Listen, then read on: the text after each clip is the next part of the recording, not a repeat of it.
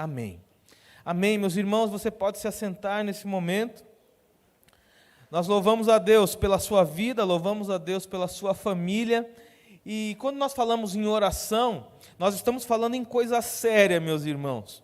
Quando nós compartilhamos os pedidos de oração no grupo, não é apenas para sinalizar alguns que não estão tão bem, é para que juntos possamos dobrar os joelhos, orar ao Senhor, clamar ao Senhor.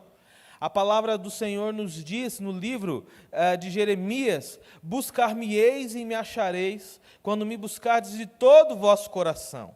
Então, nós precisamos, a cada instante, buscar ao Senhor. E por meio desse conhecimento que temos de irmãos, de famílias, de amigos que necessitam. E quando nós falamos em oração, nós não estamos falando para orar somente pelos nossos, somente por aqueles que são aqui da nossa igreja. Precisamos orar pelas autoridades, orar pelos nossos amigos, orar por aqueles que não querem nada conosco e às vezes até mesmo com Deus. Mas se nós temos o conhecimento, é nosso dever orar por eles.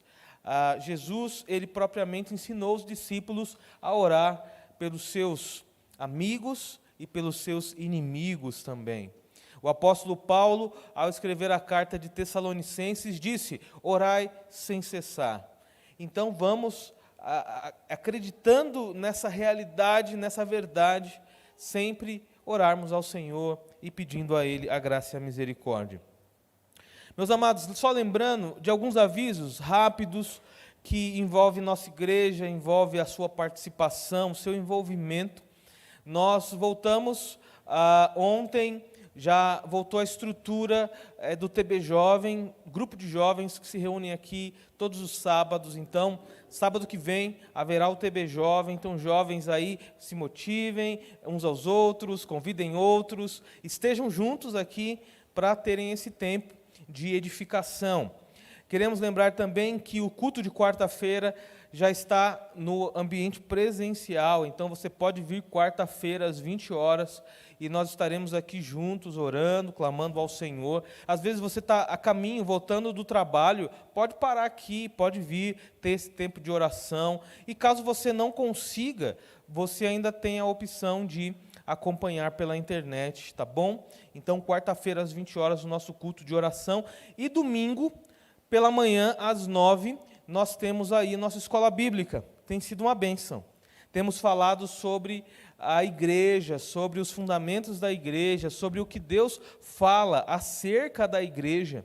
Então, venha, domingo que vem, hoje nós iniciamos, foi bem interessante, e ao longo desses domingos do mês de março, nós estaremos falando sobre esse tema. Nossos cultos, pela manhã e noite, às 10h18, e de um modo muito especial, eu quero pedir a você que ore por um trabalho que está nascendo, é um trabalho embrionário, que é um trabalho na comunidade Nova União, aonde está previsto para no terceiro sábado desse mês de março, nós irmos lá para fazer o trabalho com as crianças. Então ore, e eu quero convidar você a também participar deste trabalho. O que nós vamos fazer lá? Nós vamos contar histórias bíblicas, cantar cânticos e levar um lanche para aquelas crianças. Então já está sendo movimentado lá na comunidade o aviso para que as crianças estejam no dia, e nós estaremos ali respondendo a um chamado que Deus colocou no coração da nossa igreja lá atrás, quando nós iniciamos a atividade lá na comunidade Jardim Nova União. Tá bom? Então, convido você a participar, a orar, a se envolver. Há espaço para todos que queiram participar. Todos serão sempre muito bem-vindos, e nós contamos neste dia aí estarmos com um número bem representado da nossa igreja ali, fazendo esse trabalho espetacular, que é um trabalho que nasce no coração de Deus. A gente sabe, e que Deus, Ele não é que Deus vai abençoar, Deus já abençoou. Deus já nos deu da graça, da bênção de estarmos ali, ok? Pois bem, vamos então, nesta noite, mais uma vez aí, olhar aquilo que Deus tem a nos comunicar, a falar conosco, a nos desafiar. E eu convido você a abrir sua Bíblia no livro de 1 Reis, Antigo Testamento, 1 Reis, capítulo 19.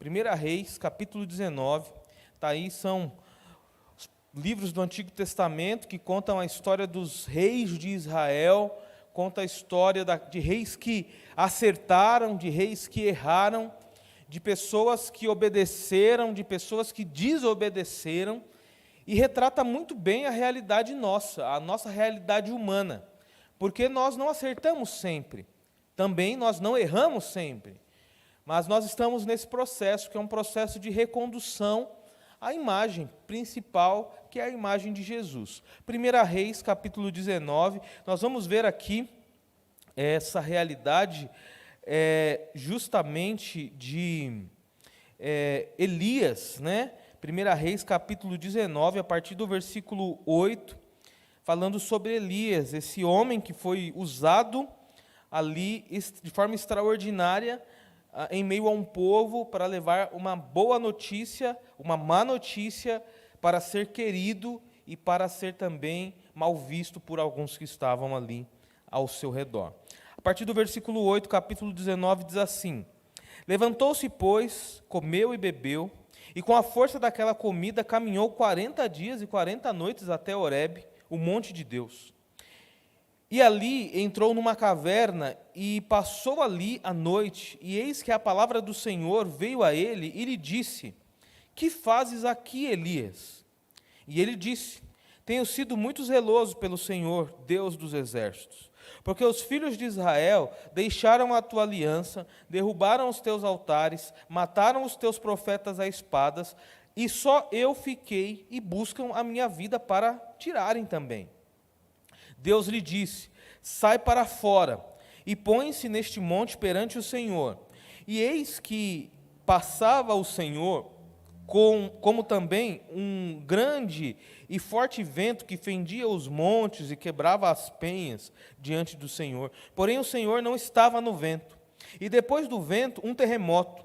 Também o Senhor não estava no terremoto. E depois do terremoto, um fogo. Porém também o Senhor não estava no fogo. E depois do fogo, uma voz mansa e delicada. E sucedeu que, ouvindo-a, Elias envolveu o seu rosto na sua capa, saiu para fora e pôs-se à entrada da caverna, e eis que veio a ele uma voz que dizia: Que fazes aqui, Elias? E ele disse: Eu tenho sido um homem extremamente zeloso pelo Senhor, Deus dos exércitos, porque os filhos de Israel deixaram a tua aliança, derrubaram os teus altares, mataram os teus profetas à espada, e só eu fiquei, e buscam a minha vida para tirarem também. E o Senhor lhe disse: Vai, volta pelo teu caminho para o deserto de Damasco, e chegando lá, unge a Azael rei sobre a Síria. Também a Jeú, filho de Ninsi, ungirás rei de Israel, e também a Eliseu, filho de Safate, de Abel-Meolá, ungirás profeta em teu lugar. E há de ser que o que escapar da espada de Azael, matá-lo-á Jeú, e o que escapar da espada de Jeú, matá-lo-á a Eliseu. Também deixei ficar em Israel 7.000, todos os joelhos que não se dobraram a Baal, e toda a boca que não o beijou. Partiu, pois, Elias dali e achou a Eliseu, filho de Safate, que andava lavrando com 12 juntas de bois adiante dele, e ele estava com a 10ª parte. E Elias passou por ele e lançou a sua capa sobre ele. Então deixou ele os bois e correu após Elias e disse: Deixa-me beijar a meu pai, a minha mãe, então te seguirei. E ele lhe disse: Vai e volta, pois que te fiz eu? Voltou, pois, de o seguir, e tomou a junta de bois, e os matou, e com os aparelhos dos bois cozinhou as carnes, deu ao povo, e comeram. Então se levantou e seguiu a Elias, e o servia. Aqui, meus amados, nós vemos uma história, que é uma história que, por detrás dela, existem alguns entendimentos que precisam ser ponderados, levantados, para que a gente compreenda a história de Elias. Elias, ele foi chamado por Deus para ser profeta, para ser aquele que falaria em nome de Deus, numa geração que não era uma geração boa, não era uma geração que temia a Deus, muito menos uma geração que queria seguir os preceitos de Deus. Nada diferente dos dias em que nós vivemos. Vemos que nos dias atuais, cada vez mais, os homens, mulheres e outros têm servido a si mesmo, têm vivido para o seu bem, para viver os seus prazeres, viver da sua forma. Pessoas falam em nome de Deus, mas não querem servir a Deus. Vemos hoje um grande movimento de pessoas que dizem ser de Cristo, mas não se parecem com Cristo. Pessoas que choram diante de músicas, que se quebrantam diante de louvores, mas que em momentos que precisavam fazer diferença nas suas decisões, elas andam e tomam decisões igualmente a que outros tomam. E Elias, ele foi chamado por Deus, nesta geração a qual nós lemos, para falar das boas novas, para trazer palavra de ânimo, palavra de repreensão, para justamente fazer a limpa no que se referia aos ídolos, né? O povo levantava ali estátuas, ídolos, servia esses ídolos, adorava esses ídolos, fazia promessas para esses ídolos, e ídolos que eram falsos. Eles tinham boca, mas não falavam, tinham olhos, mas não viam, tinham ouvidos, mas não escutavam, como diz lá os Salmos. E nós vemos que diante disso, tudo dessa forma se tornava abominável aos olhos de Deus. E à medida que o povo se entregava nessas realidades de idolatria, de falta de fé, de apostasia, mais e mais o povo se distanciava de Deus. Essa é a verdade. À medida que o ser humano se aproxima de si e constrói ali referenciais para a sua própria adoração, ele se afasta de Deus. Ele se afasta das pessoas, ele se afasta dos propósitos que Deus tem para ele. Por isso que Deus fala, olha, ame a Deus acima de todas as coisas, ame ao próximo como a ti mesmo, sirva, busque, e nós temos um maior entendimento hoje, que é a realidade da necessidade de Jesus, de termos Jesus como nosso único e suficiente Salvador. Porém, Elias, mediante uma carreira que era uma carreira ascendente, diante de uma realidade aonde ele estava ali cumprindo os propósitos. O capítulo 19 nos fala de uma realidade de uma mulher chamada Jezabel, a qual essa mulher, ela era uma profetisa da época, e ela era temida por muitos que ali estavam. Podemos entender que Elias, ele viu coisas extraordinárias de Deus. Ele viu grandes milagres acontecendo. Ele viu a presença gloriosa de Deus. E diante de todas essas coisas, Elias, como ser humano, ele carregava também alguns medos e alguns temores. E diante desses medos e temores, é que Deus se apresenta a ele, fazendo com que ele saia da caverna a qual ele havia entrado. O medo de Eliseu, no momento que nós lemos aqui agora, é os medos das ameaças vindas de Jezabel, que havia dito momentos antes que iria tirar a vida de Elias, iria matar todos os profetas, iria fazer com que todos aqueles que falavam em nome de Deus fossem exterminados de sobre a face da terra.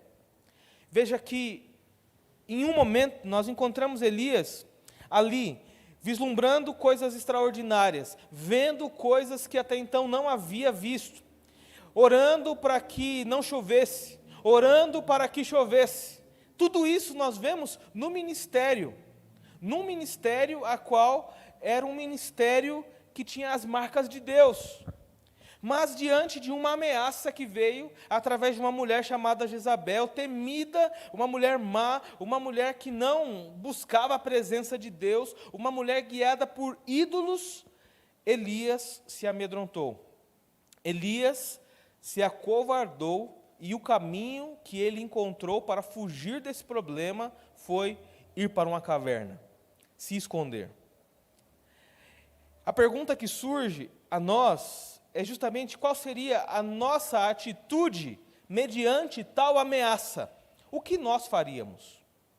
Será se nós tomaríamos uma decisão diferente da de Elias? Será se ao invés de tomarmos uma decisão de nos escondermos, nós encararíamos ali de peito aberto as afrontas de Jezabel?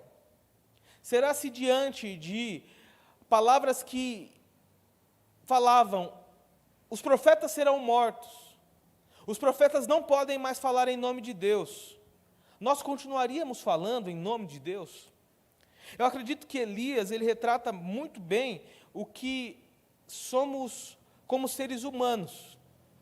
Nós temos medos, nós temos fraquezas, e eu acredito que nessa posição que Elias estava, nós também tomaríamos uma escolha tal como a de Elias. Nós nos esconderíamos na caverna. Podemos ver que, às vezes, mediante alguns desafios da vida, mediante alguns medos que temos, o nosso caminho natural é se esconder nas nossas cavernas. Nós criamos essas cavernas como ponto de refúgio, como lugar, às vezes, de esconderijo e até mesmo como lugar de segurança. Elias, ele não se escondeu nessa caverna porque ele entendia que ali era um lugar onde ele não seria achado. Mas ele se escondeu nessa caverna porque foi o primeiro lugar a qual ele viu e entendeu que seria um lugar onde ele poderia se esconder, poderia ali passar desapercebido aos olhos de Jezabel. Imaginemos uma caverna, um local às vezes úmido, um local escuro, um local que abriga alguns animais silvestres, um local perigoso também. Eu acredito que Elias, ele não ponderou a realidade de ali naquela caverna haver alguns perigos que também poderiam ser tão afrontadores quanto Jezabel. Mas ele simplesmente se escondeu nessa caverna.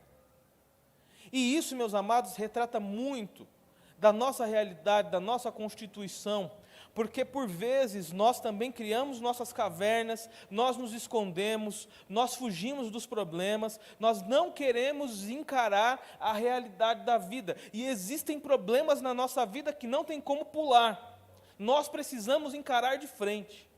Às vezes é uma realidade que envolve a família, não tem como pular, não tem como desconfigurar a família, não tem como rebobinar a imagem, irmos lá para trás novamente para mudarmos a história.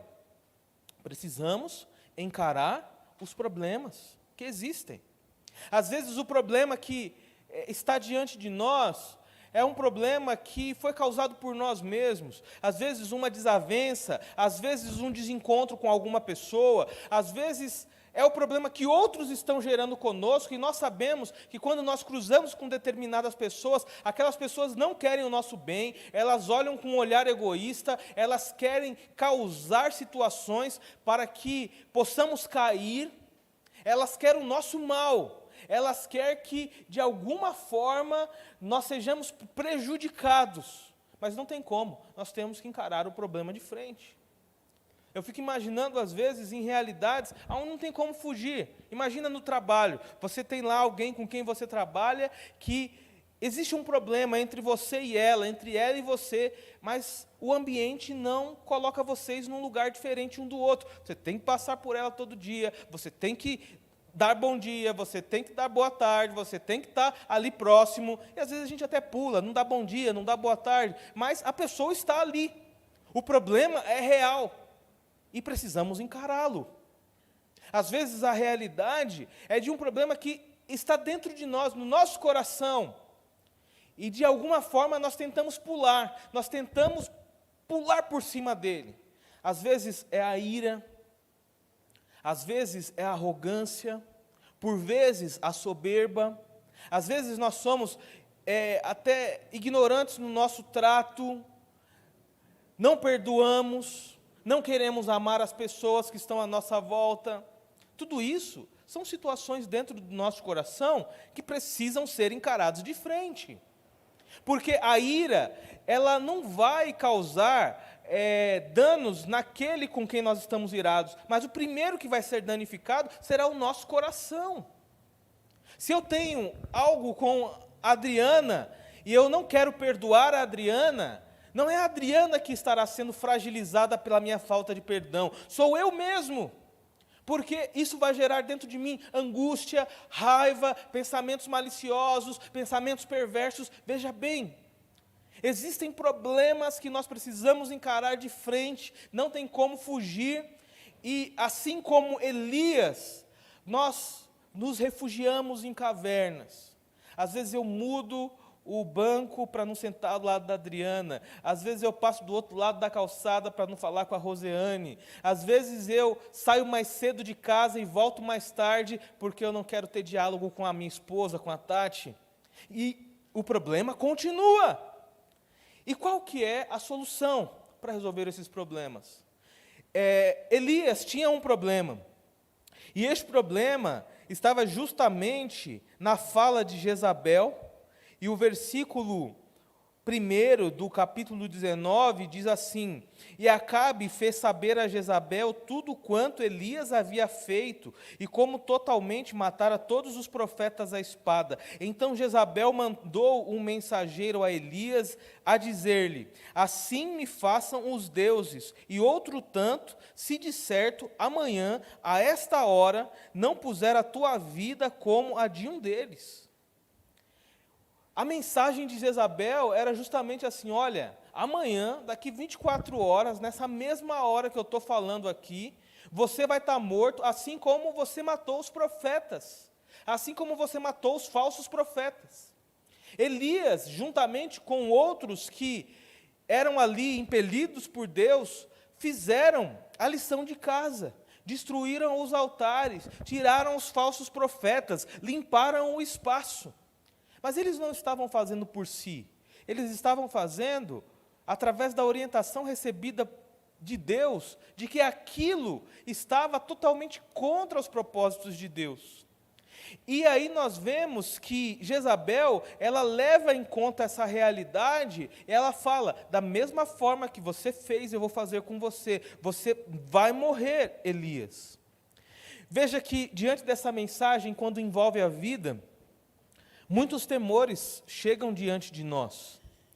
Quando nós temos uma ameaça, eu não sei quantos aqui de alguma forma já foi ameaçado por alguém, mas é algo ruim demais, é algo amedrontador, meus amados irmãos. Me lembro, certa vez, por um desentendimento qualquer, na rua, lá de casa, um vizinho ameaçou meu pai. Meus amados, nós vivíamos com medo, coisas assim bobas, sabe? Foi descarregar o caminhão de areia, subiu em cima da calçada do vizinho, quebrou a calçada do vizinho, não houve entendimento, brigas, ameaças. É algo que mexe não somente com a pessoa que foi ameaçada, mas com toda a família. Porque ficava aquele medo, aquela tensão. O que será que vai acontecer? Se sairmos para a rua, vai mexer com os filhos, vai mexer com a Ademar. E quando meu pai chegava em casa, às vezes um pouco atrasado, nós já ficávamos pensando: será que aconteceu alguma coisa? Meus amados, é algo ruim demais. Imagine uma briga de trânsito, alguém ameaça você e diz que vai lhe matar e sabe o seu endereço, um assalto, um sequestro, coisas do tipo, são coisas que marcam a vida negativamente. E Elias, ele sabia que Jezabel era uma mulher que não mandava recados, ela fazia, ela era má, ela era uma mulher conduzida não pelo Deus único de Israel, mas era uma mulher conduzida pelas hostes espirituais da maldade. E diante disso, nós vemos que ele corre, ele se esconde, ele se vê sozinho, ele se vê solitário, e diante de tudo isso, nós vemos a resposta de Deus para essa situação. E eu quero que você observe justamente a resposta de Deus para a situação, uma situação de opressão.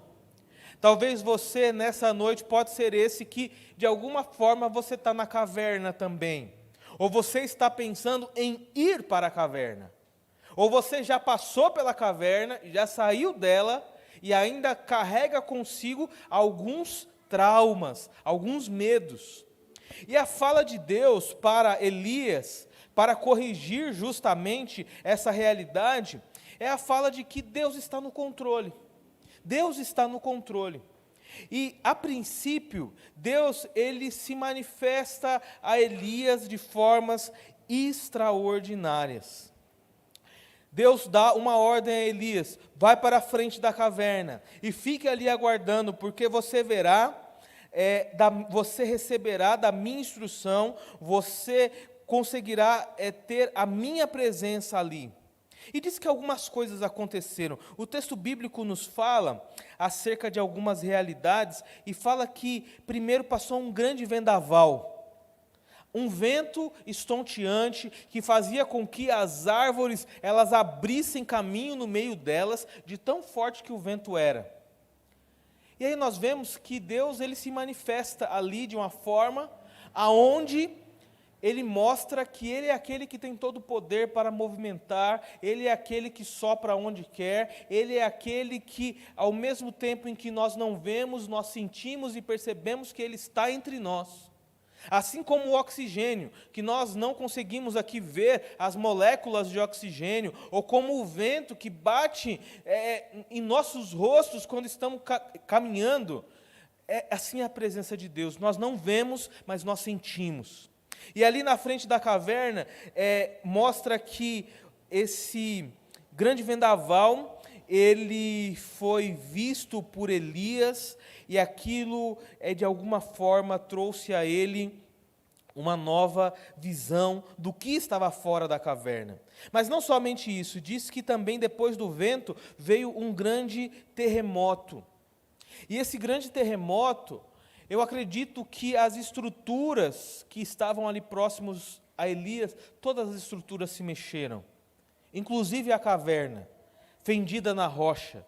Todas as estruturas balançaram. E Deus, ele estava ali mostrando: eu sou aquele que mexe as coisas que aparentemente são inabaláveis. Talvez a visão de Elias naquele momento era a visão de que Jezabel, ela era invencível, ela era inabalável, aquilo que ela falava de fato iria acontecer, e Deus estava mostrando: eu sou aquele que mexo nos reinos, eu sou aquele que mexe nas potestades, eu sou aquele que mexe nas estruturas, não existe nada que esteja fora do meu poder, que seja fora do meu condicionamento. Mas depois disso, nós vemos que houve ali fogo, e o fogo mostra esse lado que é o lado da purificação. Aonde o fogo passa, as coisas são consumidas. Existe uma imagem muito bonita que mostra que pelo fogo nós somos provados, mas pelo fogo nós somos purificados também. Assim como o ourives ali, no processo de purificação do ouro, ele usa fogo extremo para que as impurezas do ouro sejam retiradas com muito cuidado, e aquele ouro valha muito mais do que já tenha o seu valor. O Senhor, ele purifica por meio do fogo. E ali nós vemos que o Senhor, ele se apresenta como o fogo consumidor, como aquele que purifica, como aquele que ele, por onde passa, ele causa esse ato de consumir coisas velhas e dar espaço para coisas novas.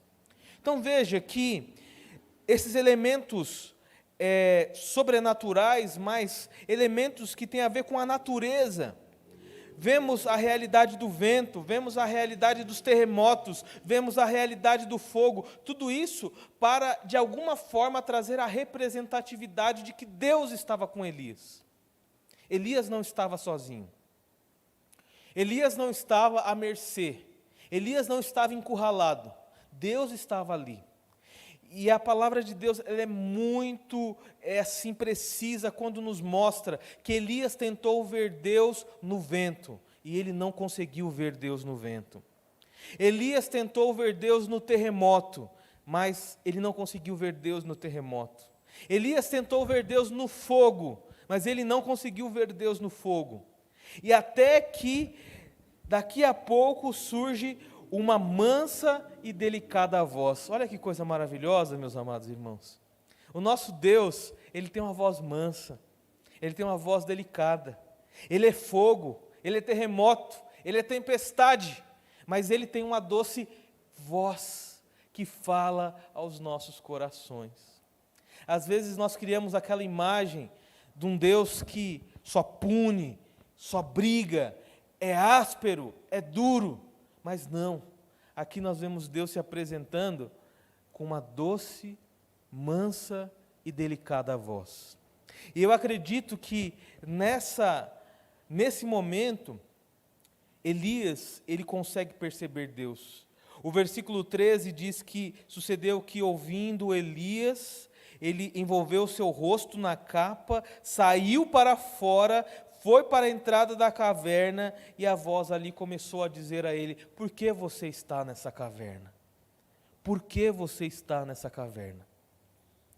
Eu quero dizer a você, meu irmão, minha irmã, que existem coisas, situações, lutas, dificuldades, desafios que nos lançam para dentro da caverna.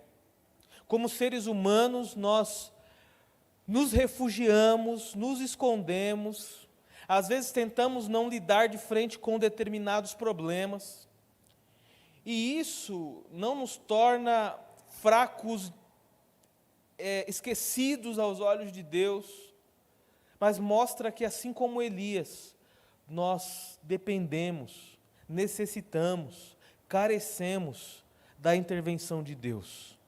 E Deus, ele se mostra de um modo extraordinário, porque na caminhada do povo de Israel pelo deserto, nós vemos que a palavra de Deus diz que pela manhã havia uma nuvem que produzia sombra e não permitindo que eles fossem consumidos pelo sol. À noite havia fogo que os conduzia e os mantinha aquecidos em meio ao frio estonteante do deserto. Deus, ele está se mostrando de uma forma com a seguinte fala: Elias, eu estou aqui. Talvez você não está percebendo, mas eu estou aqui. E de alguma forma, eu acredito que Deus, ele está se revelando a nós mais uma vez, dizendo: olha, eu estou aqui com você, você não está sozinho. Às vezes nós queremos ver os eventos sobrenaturais, mas Deus, ele está se fazendo presente a nós, sabe quando? Quando nós pegamos a chave do bolso, colocamos no portão de casa e entramos para dentro de casa. Louvado seja Deus, temos uma casa para nos abrigar. Quando nós vamos até a despensa e pegamos lá um alimento e preparamos esse alimento e comemos, Deus, ele está falando: olha, eu estou aqui, eu estou presente. Você não está vendo? Deus, ele traz a Elias justamente aqueles elementos que de alguma forma já haviam sido manifestados, mas que pelo medo foram esquecidos. E às vezes nós nos esquecemos daquilo que Deus tem feito. Deus tem nos dado saúde, meus amados irmãos. É a voz do Senhor dizendo: eu estou aqui, eu estou com você. É aquela realidade em que nós oramos e o milagre acontece, e o cuidado de Deus é sobre nós, e as portas de emprego se abrem, e o casamento dá certo, e o namoro vai para frente. Sabe o que é isso? É Deus falando: olha, eu estou aqui com você.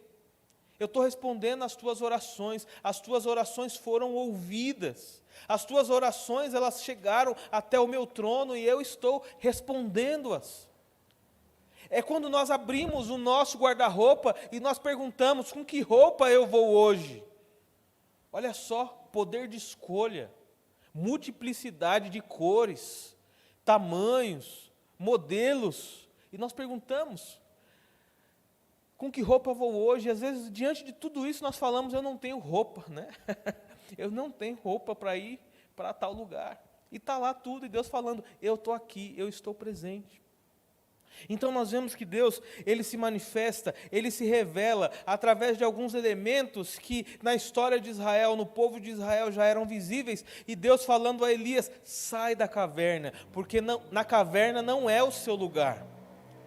Mais uma vez é perguntado a Elias: o que você está fazendo aí? E Elias, ele responde mais uma vez da mesma forma, ele responde com as mesmas palavras que já haviam sido ditas, e ele fala: eu tenho sido extremo em zelo pelo Senhor dos Exércitos. Os filhos de Israel deixaram a tua aliança, quebraram os teus altares, mataram os teus profetas, e só eu fiquei a buscar a minha vida, e alguns tentam tirar a minha vida. Elias, ele se vê numa situação aonde ele precisa saber que Deus está com ele, Deus se manifesta a ele dizendo, eu estou aqui. Deus se manifesta pelo vento, pelo fogo, pelo terremoto, e se faz mais claro ainda quando uma doce voz chega até os ouvidos de Elias. Mas Deus, ele, após se manifestar, ele ouve o coração de Elias e ele faz esse raio-x do coração de Elias. E Elias tem no seu coração o quê? Eu estou sozinho. Eu não tenho mais ninguém comigo. Eu não tenho ninguém mais que teme a Deus juntamente comigo, que adora a Deus juntamente comigo. Todos sumiram, todos fugiram, todos foram embora. Eu estou sozinho, não tenho ninguém para comigo. A minha carreira é solo. E é interessante porque, de alguma forma, isso já passou no nosso coração também. Você já não se sentiu sozinho, sozinha, em algum momento da vida? Às vezes, você está naquele projeto de vida e parece que só você está no projeto, parece que os outros não entenderam. Às vezes é um projeto familiar e você está ali lutando para que as coisas aconteçam e talvez você percebe que a família não está na mesma sintonia que a sua. Às vezes o seu projeto é um projeto profissional e parece que você está sozinho naquele projeto. Às vezes, até mesmo na questão da fé, da igreja, talvez você sofreu no passado, teve alguns desencontros com a comunidade de fé, teve algumas frustrações, e aí você se sente, poxa, eu estou sozinho, não tem ninguém mais. E esse sentimento é um sentimento natural, às vezes, que é produzido pelo nosso coração. Só que nós não podemos nos esquecer, meus amados irmãos, que nós não estamos sozinhos. Nós não estamos sozinhos. Primeiro, Deus está conosco. Segundo lugar, existem outros com o mesmo coração, compelido a adorar a Deus, que estão conosco também. Hoje pela manhã eu passei um vídeo mostrando alguns cristãos da Ucrânia que em meio à guerra estão adorando e louvando a Deus. Em meio à guerra vão para os locais lá de embarque, as estações de trem, vão para os lugares lá, se reúnem, começam a cantar, a louvar a Deus. Cristãos que se reúnem em estruturas de igreja e em meio às bombas caindo próximas àquele local, eles estão lá cantando, louvando a Deus, clamando ao Senhor. E a pergunta é, será se de alguma forma eles não estão se sentindo sozinhos? Nós aqui no nosso país, às vezes nós olhamos para o nosso entorno e nós vemos, por exemplo, algumas estruturas crescendo tão rapidamente. Às vezes nós vemos algumas realidades que não pregam a verdade, prosperando mais do que a gente. E às vezes parece que nós estamos sozinhos. Às vezes parece que nós somos uma gotinha no oceano e só essa gotinha é a nossa representação. Meus amados, a verdade é, nós não estamos sozinhos. Os cristãos da Ucrânia, um dos líderes lá da Convenção Batista da Ucrânia, ele soltou um vídeo dizendo, nesse momento que nós pedimos para as igrejas, não é somente questões relacionadas à doação, a envio de questões humanitárias, alimento, água, roupa, essas coisas, nós pedimos que as igrejas do mundo orem, porque eles entenderam, meus amados irmãos, que a oração nos une, eles não estão sozinhos. E precisamos entender que a guerra deles não é somente deles, a guerra deles também é nossa. É por isso que nós oramos a Deus pedindo, Senhor, tem misericórdia, tem misericórdia. Quando nós olhamos para a realidade da igreja e dos projetos, às vezes nós parecemos que estamos sozinhos, às vezes, sei lá, é um encontro de homens e tem meia dúzia de homens, às vezes é uma realidade, um encontro de mulheres, tem meia dúzia de mulheres, às vezes é um TB jovem que vai acontecer e vem só 5, 6, e às vezes parece que estamos sozinhos. Não, nós não estamos sozinhos. Nós não estamos sozinhos. Existem milhares e milhares de irmãos e irmãs que estão espalhados pela face da terra, que estão juntos conosco, na mesma sintonia, orando por nós, e nós daqui estaremos orando por eles e glorificando o nome do Senhor, meus amados. Imagine em países fechados, onde os cristãos, eles se reúnem ali, nos lugares mais duvidosos, se reúnem nos cemitérios, se reúnem nos lixões, se reúnem ali nas sepulturas para adorarem a Deus, para compartilharem da palavra de Deus. Eu acredito que eles não se sentem sozinhos porque eles sabem que outros estão fazendo algo semelhante ao que eles estão fazendo. E Deus traz a Elias: eu estou com você, eu estou com você. Olha o fogo, olha a tempestade, olha o terremoto, olhe a doce voz. Eu estou com você, mas entenda que você também não está sozinho. E aí nós vemos essa realidade descrita no versículo 18, aonde diante desse medo de Elias em estar sozinho, Deus relata a ele: olha, também deixei ficar em Israel 7.000, todos estes de joelho, que não se dobraram a Baal, e toda a boca que não beijou. Então, veja, Elias não estava sozinho.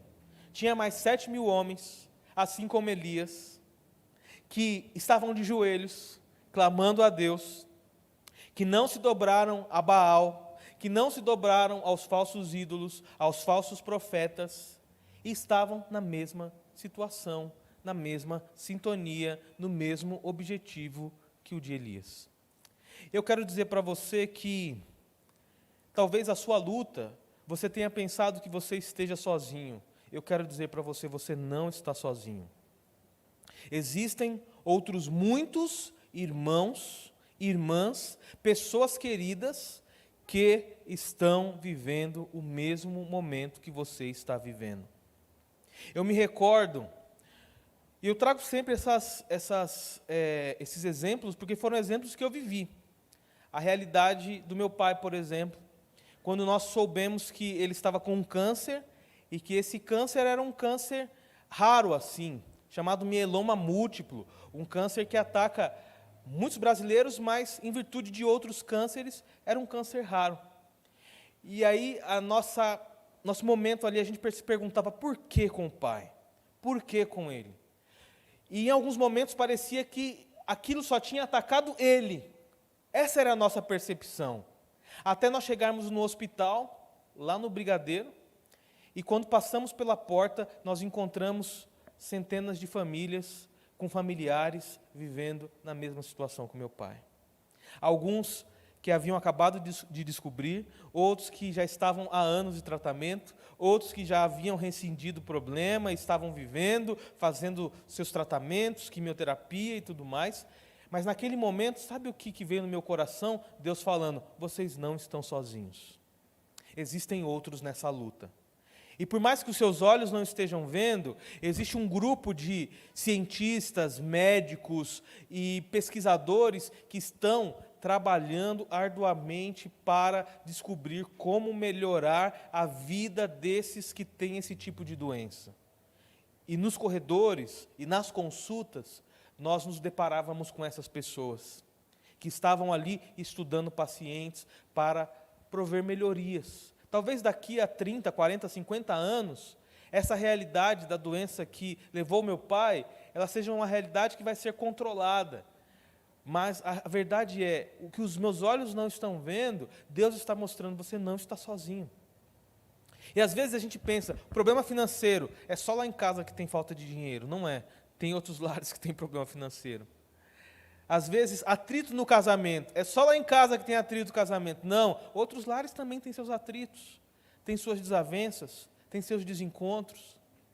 Pressão no trabalho, só comigo acontece pressão. Existem outros que estão passando por pressão também. Pressão com os colegas, é o seu colega de faculdade, é o seu colega de colégio, de estudo, que está pressionando você, porque você quer se manter ali, numa posição de se guardar para o casamento, de não ter relacionamentos com qualquer um, de não ter relacionamentos antes do casamento, e o pessoal está pressionando você para que isso aconteça. Não, isso não é somente com você. Tem outros que vivem. Mas a verdade é uma só. Deus, Ele se revela a nós dizendo: eu estou presente, você não está sozinho. E em segundo lugar, você não é o único, existem outros que estão passando pelos mesmos desafios, pelos mesmos problemas e carecem da mesma ajuda e do mesmo auxílio. Assim Deus tira Elias daquela caverna. Assim Deus coloca Elias na linha de frente novamente. A história bíblica nos mostra que Jezabel, ela teve um fim trágico, ela foi morta, ela, de uma forma assim, até mesmo surreal, ela teve o seu corpo ali atacado por animais, e o seu corpo foi consumido por esses animais, e Jezabel, ela ali, os planos dela se acabaram, porque ela estava indo contra o Deus de Israel. Então, diante de tudo, saiba você, que Deus, Ele está no controle, que diante dos momentos de caverna que nós vivemos, Deus nos chama para fora. Não viva dentro da caverna, sai para fora da caverna. Observe o seu entorno e veja a grandeza de Deus nas coisas que estão à sua volta. Deus, Ele está se manifestando a você por algumas frentes, a qual você talvez já tornou comum, mas Ele está se manifestando.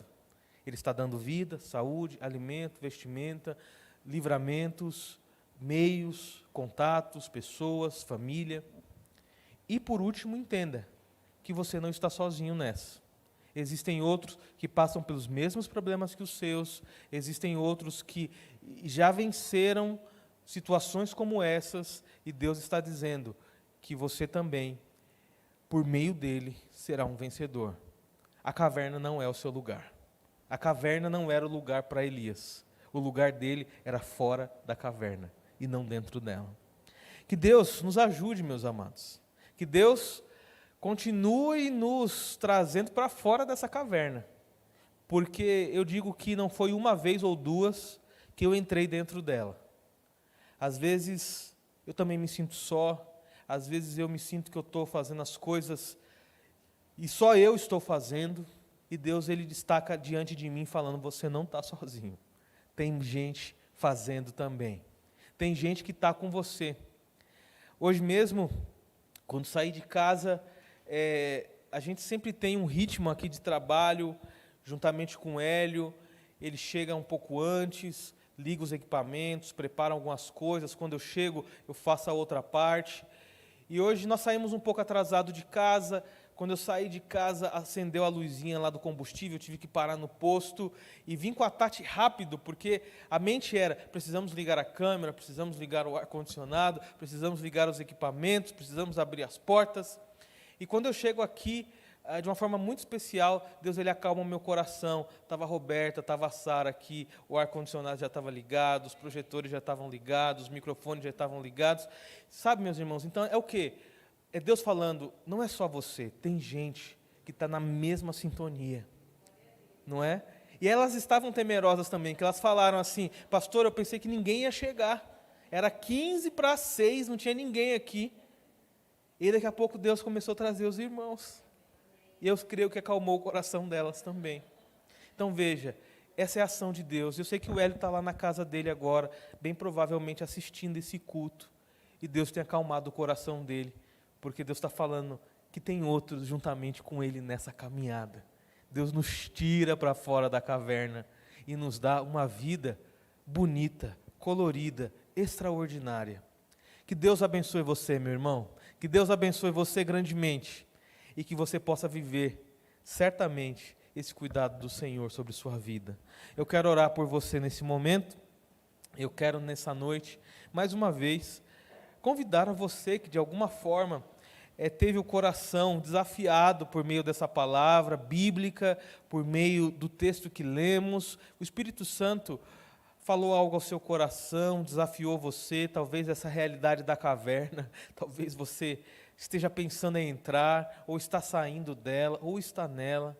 Eu quero convidar você a colocar sua vida diante de Deus, a orar a Deus e pedir ao Senhor, Senhor, me ajuda, assim como foi com Elias, que eu possa sentir a Tua doce presença, que eu possa entender que eu não estou sozinho, que eu possa viver os propósitos do Senhor, que são bons, perfeitos, agradáveis. E se essa é a tua oração, eu quero convidar você a ficar de pé nesse momento, e nós vamos orar ao Senhor. Senhor, eis aqui a minha vida, consagro minha vida ao Senhor. Senhor, me ajuda, me anima, me dá forças. Me dá sabedoria para encarar as dificuldades. Talvez essa semana vai ser uma semana onde você vai ter que encarar e lidar de frente com muitos problemas. Pede a Deus, Senhor, me ajuda. Mas que eu não possa entender e ir para a caverna como uma alternativa, mas que eu possa encarar de frente com o Senhor. Vamos orar a Deus. Amado Deus, querido Pai, bendito seja o nome santo do Senhor.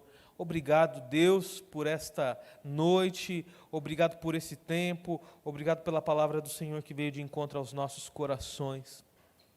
Obrigado por destacar a história de Elias diante de nós, mostrando que mesmo diante de muitos feitos, de coisas extraordinárias que ele viveu, o Senhor pôde presenciar, ó Deus, a ida dele para a caverna, isso como uma atitude de medo dele, mas o Senhor tirou ele de lá, o Senhor se manifestou a ele, o Senhor trouxe ele novamente para o propósito e se mostrou, ó Deus, o Deus que cuida, o Deus que sara, o Deus que anima, o Deus que dá vida. Assim pedimos ao Senhor, ó Pai, se porventura estamos em meio a essa dinâmica de entrar em muitas cavernas, em sair de muitas cavernas, nos ajuda, Senhor. Nos ajuda a encarar os nossos problemas de frente, nos ajuda a encarar os nossos desafios, entendendo que o Senhor está conosco, de que as lutas, as vitórias, elas não são exclusivas a nós. Existem outros que estão vivenciando e vivenciarão isso. Ó Deus, e que possamos nos alegrar na certeza de que o Senhor está com a gente. Não existe outro Deus maior do que o Senhor. Não existe outro a quem podemos confiar a nossa vida senão o Senhor. E nesta noite nós mais uma vez dizemos ao Senhor: a nossa vida é tua, os nossos sonhos são teus, a nossa família é tua, Senhor. Tudo aquilo que temos, tudo aquilo que somos é do Senhor. Nada disso faz sentido sem o Senhor. Abençoa, Senhor, o teu povo, abençoa a tua igreja, abençoa os meus irmãos nesta noite, que se colocam diante do Senhor e que oram juntamente comigo. Eu entendo e sinto nesta noite que eu não estou sozinho. A igreja do Senhor está comigo, o Senhor está conosco, o Senhor está com o Templo Batista, o Senhor está com os irmãos que aqui, de forma voluntária, têm servido ao Senhor de coração. Toda honra e glória sejam dados ao Senhor. Obrigado, Deus, por esse tempo. Obrigado por destacar isso diante dos nossos olhos e por animar os nossos corações. No nome de Jesus, nós oramos, agradecemos e bendizemos o Senhor para todos sempre. Amém. Amém.